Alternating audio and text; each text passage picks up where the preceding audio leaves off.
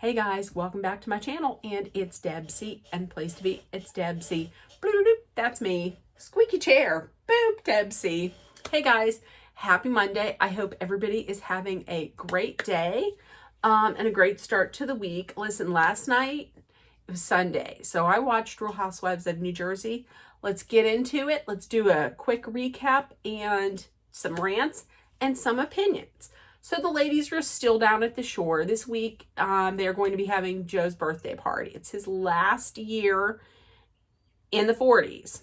Okay?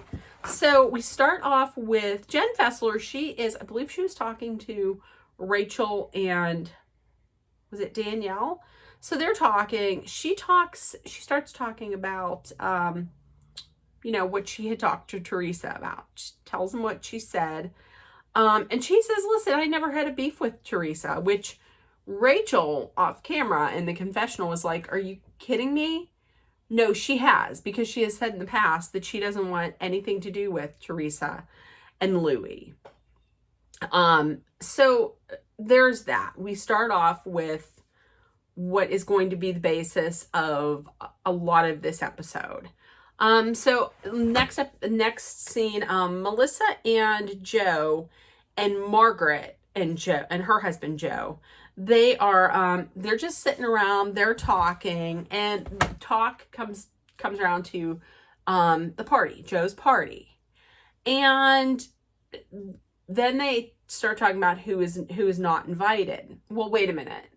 How it came up was Dolores had said something like, I feel bad for Jen Aiden because she's going to be all alone, because Teresa and Louis leave to help Gabriella get packed up to go to school, to go to college up at University of Michigan. And so she's all alone. And Melissa did not invite Jennifer Aiden just because they don't talk, and there's beef between the two of them, which I completely understand that. I mean, if you don't talk to someone and you don't get along with somebody, why are you going to invite them to the party? I completely understand that. Next, we see they're going to go back and forth like they always do between Jen Aiden's house and Melissa and Joe. So Jen Aiden is talking to, I think, Dolores, and she says, what did I do to them for Melissa not to talk to me? And the first thing that came to my mind was last season, these cheating allegations against Melissa. There's that. And then before that, she did kind of rail against the Gorgas on social media, which led for drinks and glasses to be thrown at BravoCon from the Gorgas. So there's all of that. And Jen Aiden says she's basically, listen, she feels like they did her dirty last year because they made her scapegoat in all of that, like, the cheating, like Melissa is cheating, when really it was Danielle who repeated what Margaret put out there.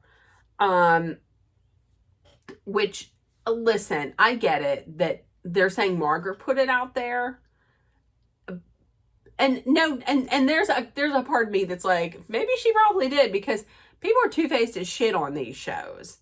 But the thing is, you didn't necessarily have to, like, then put it out there further. Like, Danielle got it from someone. I mean, Danielle said it, but Danielle got it from someone. She didn't get it from Marge. She got it from you. You could have not done anything. You could have not put it out there. And Jen says, listen, I'm tired of them not taking any accountability. Melissa and Joe, they think they're so above everybody. And on the other side of the coin, Melissa says, like, listen, I've been trying to be civil with Jen, and I had tried in the past to talk to her and to get over this, but Jen Aiden is always instigating. So I believe it's I don't remember who says, I think it might be Margaret that says, hey, why don't you invite Bill Aiden to your party? And Joe's like, listen, I like Bill Aiden. I mean, we get along, we have a great time. So he calls up Bill and he's like, hey, I need to talk to Turkish Tony, or I need to talk to Tony the Turk, and I would love to have you come to the party. We had a great time last year. And Bill says, that thank you for the invitation. However, our wives aren't talking and my wife is still hurt. So I don't think it's a great thing. I think they need to get together and talk.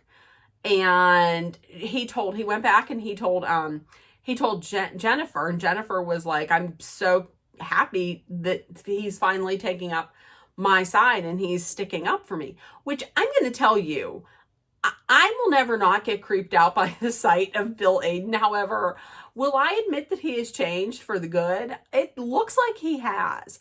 So, I mean, kudos to Bill Aiden on that. Okay, next, with Gabriella going to Michigan.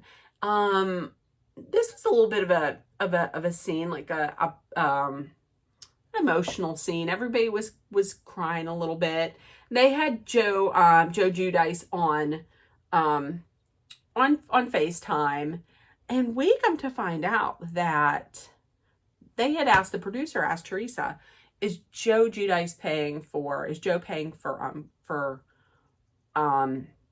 what was it? For college. Really? I can't think of the word college. Is he paying for college? And she says, no, he is getting his life together in the Bahamas. So she said she's paying. But then she had put in there, because they said, is Louis paying? And she said yes. I didn't know Louis had that much money. Is Louis paying with his money, or is Louis paying with her money? Who's really paying? I don't think it's Louis. I think it's Teresa.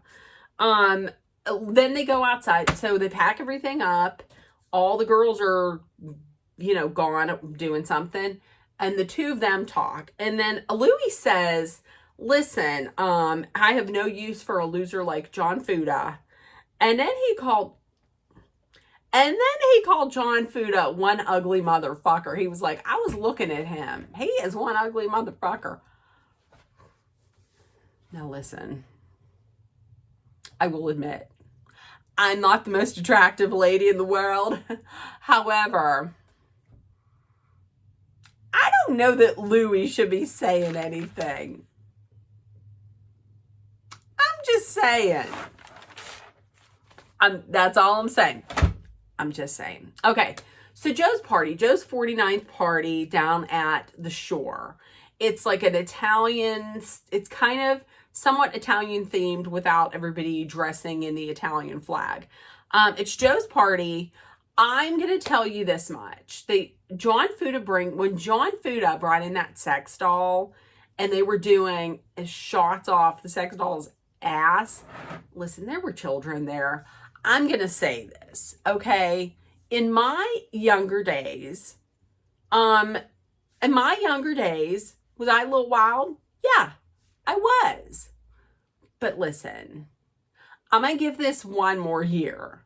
And then if you're hitting 50 and you're still doing this shit, at what point do you kind of grow up? Now listen, I get it. It makes for fun TV. But they're not going to be on this show in their 60s. I'm just saying. That's all. That's it. Don't come at me with hate, but I think it's a bit much at this point. I mean, it's funny sometimes, but when you got kids there and your children are there, maybe dial it back. That's all. Oh, and also before that, Jackie was talking, and she didn't understand why Danielle doesn't like her. You did not start off well with her last year when she walked into your party, and then you looked her up and down and said it looks like she was wearing something that she pulled out of her hamper. I don't know that I would like you either. You did look her up and down. I mean, in like that Jennifer Lopez, I'm better than you kind of look like. Hamper pants. So, okay, back to the party. Rachel and Margaret are talking. And Margaret tells Rachel, hey, listen, Joe Gorga called Bill Aiden, and invited him to the party. And Margaret was like, I feel like it was just drama. This is just drama. But now Rachel says, and I agree with Rachel. Rachel says, listen, I can understand why maybe he wouldn't want to come, because this really isn't the place for the drama. Like, you could just meet up one-on-one, and just talk about it, which, listen, maybe take that and apply that to your husband too, because he could have very well just met Louis one-on-one if he wanted to, but he doesn't. Talk then turns to Jen Fessler talking to Teresa. Margaret says, here's the thing, the two of them are upset, but they're upset for two very different reasons. I feel like Margaret's upset because she's afraid of maybe being exposed, like maybe some of her secrets coming out. Whereas Rachel, I feel, is genuinely hurt because she looks at Jen Fessler as like a best friend and like a family member. So when she sees someone who's like a family member to her and a best friend talking to a woman that has made these allegations out loud at a party and she feels like is trying to hurt her and trying to hurt her family, and I feel like she's genuinely hurt by that. That's what I think. I feel like they're both upset, but there's two motivating reasons for them being upset. And I'm going to tell you, but now on the other side of town, the Giudices. Listen, I want Teresa to change her last name. She has not been with Joe Giudice for a while. Change your damn name. So, Louis and Teresa and her daughters and his son, they all go out to dinner, and it was very nice. They played like a montage of Gabriella that really just had me crying. It was so sweet. And I'm going to tell you, I'm not a super big fan of Louis. However, when his son spoke about Gabriella, I thought it was real sweet. There are times when I think like he is a good like father figure to them. But that's the end. I'm not going to say any more about that. I'm not a fan of Louis. I don't think I ever will be. While all of that is going on, Jennifer Aiden and her daughter Olivia, they're at the boardwalk. They're having fun. Back at the party. So Frank has a sit down with Dolores and Polly, and he's like, listen, I need to tell you, I'm going to be going away for a little bit. I'm going to Costa Rica, and I just need to ask you if it's okay, because I'm going to Costa Rica, and while I'm there, I'm going to propose to Brittany. Is that okay? Which I can understand why he would be asking her, because he was with her for so long. But she said, "Oh my God, yes, that's awesome." And she said off camera, like, he has done a lot of growing up. When we were together, he got all of the bad things out. He did all the things that you shouldn't do, and he has grown up a lot to become the man that is just going to be a great husband. So she was very happy for him. And then Frank was like, what about your engagement? Polly was like, well, I got to get divorced. I still got to get divorced. Mark my words. I'm going to tell you, that's going to be a blow up this season. What is holding you up so long with this divorce? Are you stringing her along? If you're stringing Dolores along, that's not going to end well for you. That's not the person to string along, is Dolores from Patterson. Okay, so finally, at the end, the ending scene, we get Marge, Jen Fessler, and Rachel. They're like, okay, Marge is like, we saw you getting cozy over there. You were all, kissing her ass and everything. Jen was like, listen, this is what I said. I said, no. Who said it? I think it was Marge that was like, we didn't have to meet to take down. When we met, we didn't have to talk about how to take Louis down. Louis is the master of his own demise. He took himself down. And Jen was like, yeah, that's what I told her. You didn't though, girl. You did not say that at all. I don't remember that. Well then, and while they're talking about this, you can tell Rachel doesn't want any parts of anything that Fessler is putting out there. So here comes Jackie wet blanket. Because when I say wet blanket, because when she walked in, typically people will be like, hey, Gabrielle, what's up? Hey. She walked in. It was like crickets. It was like a wet blanket was put out on a party. So she walks over. She comes, sits down. And Marge brings up the fact. Marge says, like, you're talking about Louis all the time. And you're talking badly about him. And Rachel's like, well, you don't talk about him all the time, but when you talk about him, you do talk badly about him. Here comes Jackie. Jackie's like, why does it matter? Why does it matter how people talk about Louis? What does it matter? Let me tell you, Jackie is coming hard. Jackie needs to get back in that full-time position. Jackie is bringing it hard. She's really trying. And I'm going to tell you, Jen Fessler, she's bucking for that full-time position too. So, Marge is like, listen, I'm not going to tell you what to say. Okay. And I don't want you to go in there and tell her to go fuck herself. However, I don't want you to kiss her ass. So Jen is like, listen, when Jen Fessler said,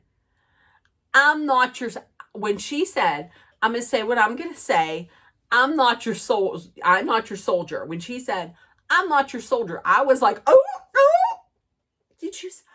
Oh, okay, good on you. And she said, and afterwards she said, listen, I'll handle my shit my way. I'm going to say what I'm going to say. I can appreciate that. You're a grown-ass adult who can figure out what you're going to say for yourself. But the thing with Rachel had tried to tell her that you're like a family to me. And here's this person who is saying this shit that hurts me and hurts my family. And you're siding with her and you're sticking up for her. And I feel betrayed. I can totally understand that. So Rachel gets up, she leaves. Margaret's like, you were friends with us before you were even met this lady. So they walk in, and Jackie's, trying to console her. And Jen Fessler is like, listen, I have been a friend. I've always been there for her. And if you think, if she thinks that she can find a better friend, or if she doesn't think I'm good enough, then peace out. You can find another friend. And Fessler then leaves. She just leaves the party. Danielle and Rachel and Margaret, they're talking inside. Rachel, listen, when Rachel says, I'm not going to tell somebody who to be friends with, you're not coming out and saying it, but the way that you act, that is like an unspoken message to me. That's what it seems like. But now listen, like I said, I can see it from both points of view. Like, if I'm a grown adult, don't tell me what to say.